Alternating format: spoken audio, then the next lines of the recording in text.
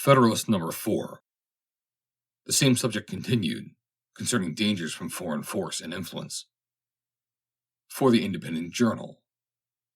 Author, John J. To the people of the state of New York. My last paper assigned several reasons why the safety of the people will be best secured by union against the danger it may be exposed to by just causes of war given to other nations. Those reasons show that such causes would not only be more rarely given, but would also be more easily accommodated by a national government than either by the state governments or the proposed little confederacies. But the safety of the people of America against dangers from foreign force depends not only on their forbearing to give just causes of war to other nations, but also on their placing and continuing themselves in such a situation as not to invite hostility or insult. For it need not be observed that there are pretended as well as just causes of war. It is too true, however disgraceful it may be to human nature, that nations in general will make war whenever they have a prospect of getting anything by it.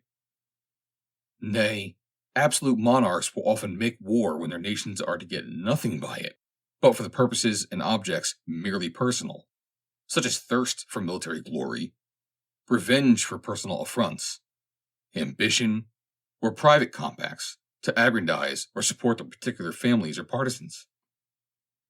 These and a variety of other motives which affect only the mind of the sovereign often lead to engage in wars not sanctified by justice or the voice and interests of his people.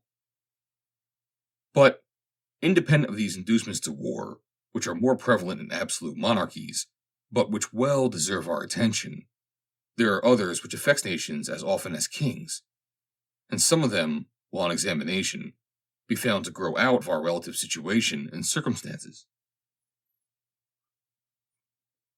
With France and with Britain, we are rivals in the fisheries, and can supply their markets cheaper than they can themselves, notwithstanding any efforts to prevent it by bounties of their own, or duties on foreign fish. With them and with other European nations, we are rivals in navigation and the carrying trade, and we shall deceive ourselves if we suppose that any of them will rejoice to see it flourish. For, as our carrying trade cannot increase without some degree diminishing theirs, it is more their interest, and will be more their policy, to restrain than to promote it. In the trade to China and India, we interfere with more than one nation, inasmuch as it enables us to partake in advantages which they had in a manner monopolized, and as we thereby supply ourselves with commodities which we used to purchase from them. The extension of our own commerce in our own vessels cannot give pleasure to any nations who possess territories on or near this continent, because the cheapness and excellence of our productions, added to the circumstance of vicinity and the enterprise and address of our merchants and navigators, will give us a greater share in the advantages which those territories afford than consists with the wishes or policy of the respective sovereigns. Spain thinks it convenient to shut the Mississippi against us on the one side, and Britain excludes us from the St. Lawrence on the other. Nor will either of them permit the other waters which are between them and us to become the means of mutual intercourse and traffic. From these and such like considerations, which might, if consistent with prudence, be more amplified and detailed, it is easy to see that jealousies and uneasiness may gradually slide into the minds and cabinets of other nations, and that we are not to expect that they should regard our advancement in union, in power, and consequence by land and by sea, with an eye of indifference and composure. The people of America are aware that inducements to war may arise out of these circumstances, as well as from others not so obvious at present, and that whenever such inducements may find fit time and opportunity for operation, pretenses to color and justify them will not be wanting. Wisely, therefore, do they consider union and a good national government as necessary to put and keep them in such a situation as, instead of inviting war, will tend to repress and discourage it. That situation consists in the best possible state of defense, and necessarily depends on the government the arms, and the resources of the country. As the safety of the whole is the interest of the whole and cannot be provided for without government, either one or more or many, let us inquire whether one good government is not, relative to the object in question, more competent than any other given number whatever. One government can collect and avail itself of the talents and experience of the ablest men, in whatever part of the Union they may be found. It can move on uniform principles of policy. It can harmonize, assimilate, and protect the several parts and members, and extend the benefit of its foresight and precautions to each. In the formation of treaties, it will regard the interest of the whole, and the particular interests of the parts as connected with that part of the whole.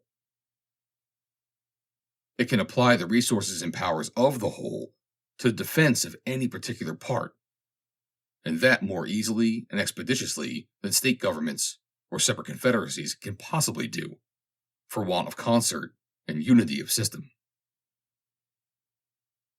It can place the militia under one plan of discipline, and, by putting their officers in a proper line of subordination to the chief magistrate, will, as it were, consolidate them into one corps, and thereby render them more efficient than if divided into 13 or into 3 or 4 distinct independent companies.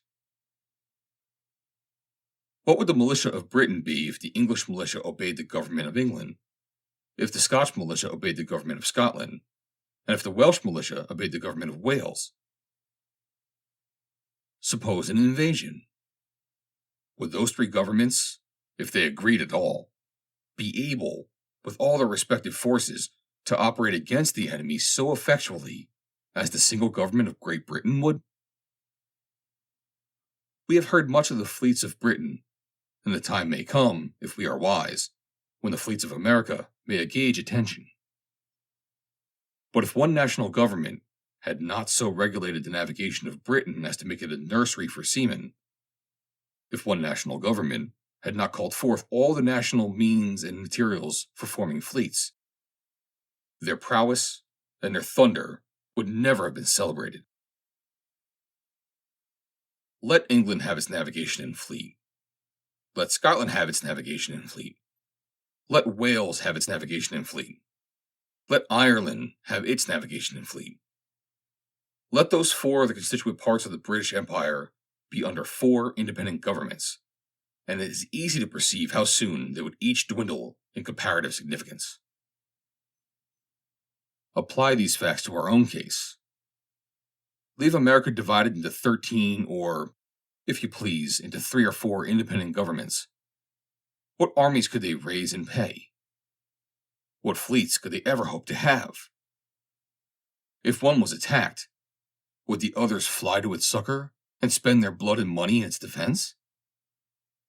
Would there be no danger of their being flattered into neutrality by its specious promises, or seduced by a too great fondness for peace to decline hazarding their tranquility and present safety for the sake of neighbors, of whom perhaps they have been much jealous, and whose importance they are content to see diminished? Although such conduct would not be wise, it would, nevertheless, be natural. The history of the states of Greece and of other countries abounds with such instances, and it is not improbable that what has so often happened would, under similar circumstances, happen again. But admit that they might be willing to help the invaded state or confederacy.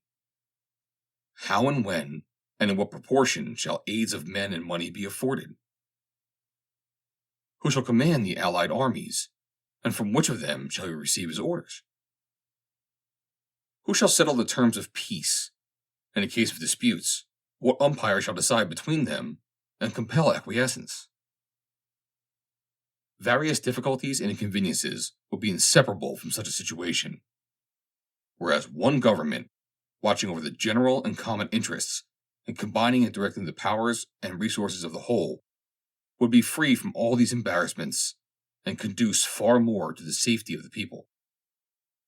But whatever may be our situation, whether firmly united under one national government, or split into a number of confederacies, certain it is that foreign nations will know and view it exactly as it is, and they will act toward us accordingly if they see that our national government is efficient and well administered, our trade prudently regulated, our militia properly organized and disciplined, our resources and finances discreetly managed, our credit reestablished, our people free, contented, and united. They will be much more disposed to cultivate our friendship than provoke our resentment. If, on the other hand, they find us either destitute of an effectual government, each state doing right or wrong as to its rulers may seem convenient, or split into 3 or 4 independent and probably discordant republics or confederacies, one inclining to Britain, another to France, and a third to Spain, and perhaps played off against each other by the 3, what a poor, pitiful figure will America make in their eyes? How liable would she become not only to their contempt, but to their outrage? And how soon would dear-bought experience proclaim that when a people or family so divide, it never fails to be against themselves? Publius. Read by Joe DeNoia, Chesterfield, New Jersey. June 24th, 2022.